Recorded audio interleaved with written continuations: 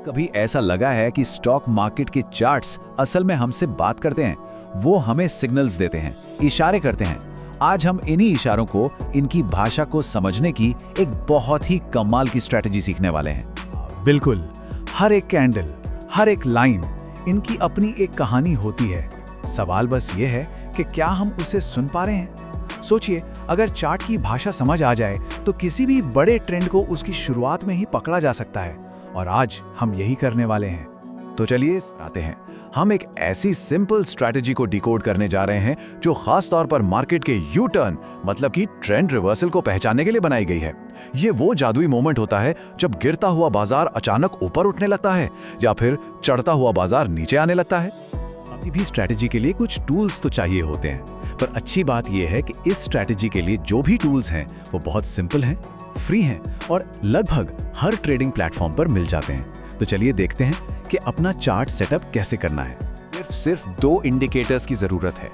पहला है 5 EMA, ये कैंडल्स के ऊपर एक लाइन की तरह दिखेगा, और दूसरा है RSI, जो चार्ट के ठीक नीचे एक अलग विंडो में नजर आएगा।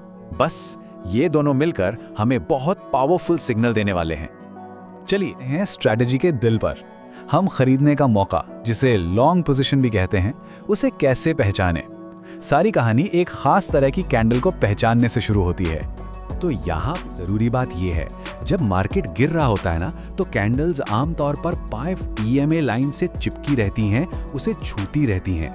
हमें बस उस एक कैंडल को ढूंढना है जो इस लाइन से पूरी तरह से अलग होकर इसके नीचे बनती है।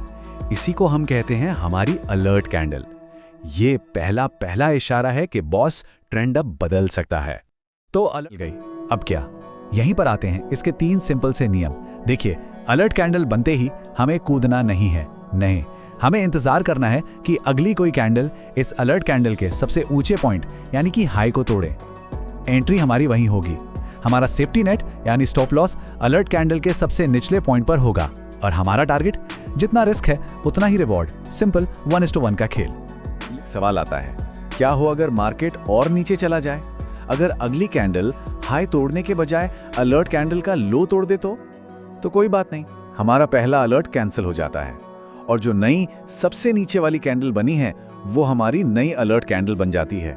हम मार्केट को कहते हैं, ठीक है, तुम्हें जितना गिरना है गिरो, हम एंट्री तभी करेंगे जब तुम हमें यू टर्न लेने का पक्का वाला सिग्नल दोगे।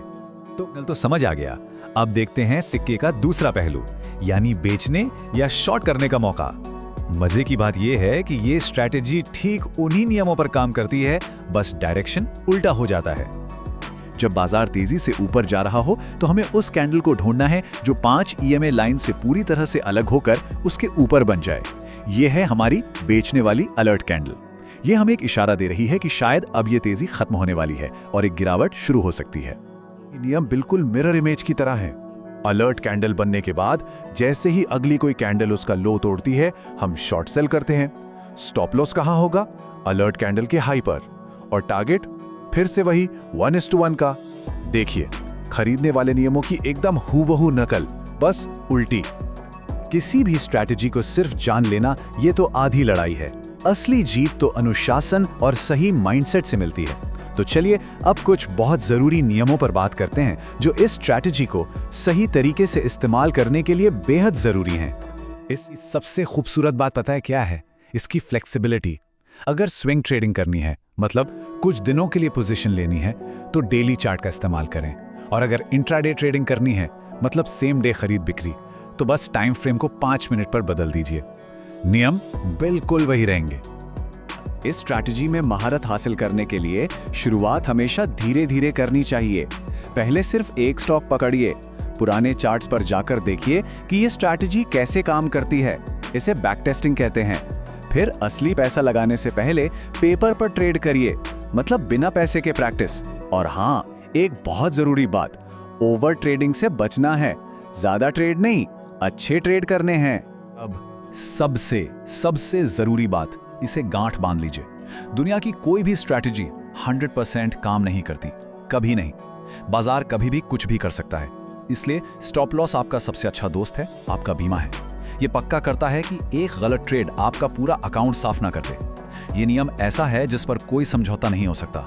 तो अब को पहचानना और उसके नियमों को लागू करना, ये सब तो पता चल गया। लेकिन एक बात हमेशा याद रखनी है, चार्ट्स सिर्फ सिग्नल देते हैं, आखिरी फैसला हमेशा ट्रेडर का होता है। तो अगला कदम क्या है? प्रैक्टिस, प्रैक्टिस और बस प्रैक्टिस, और साथ में हर एक ट्रेड पर अनुशासन। सीखने की असली प्रक्रिया तो अब शुरू होती है। शेयर बाजार में निवेश बाजार के जोखिम के अधीन है। मैं कोई सेबी पंजीकृत रिसर्च एनालिस्ट नहीं हूँ। मेरी तरफ से मैं बेस्ट जानकारी प्रोवाइड करने का पूरा प्रयास करता हूँ, पर शेयर मार्केट में कोई भी ट्रेडिंग या निवेश का सिस्टम 100% परफेक्ट नहीं होता है। इस वीडियो में दिखाई गई जानकारी से आपको शेयर बाजार में 100% लाभ ही होगा, इसकी कोई गारंटी नहीं है। आपको इससे नुकसान भी उठाना पड़ सकता है। इस वीडियो में दिखाई गई जानकारी को सिर्फ एजुकेशनल पर्पज़ के लिए समझा जाए तथा इसमें बताई गई जानकारी का उपयोग स्वविवेक से करें। मैं इस वीडियो का निर्माता किसी भी नुकसान के लिए उत्तरदायी नहीं हूँ। Thank you.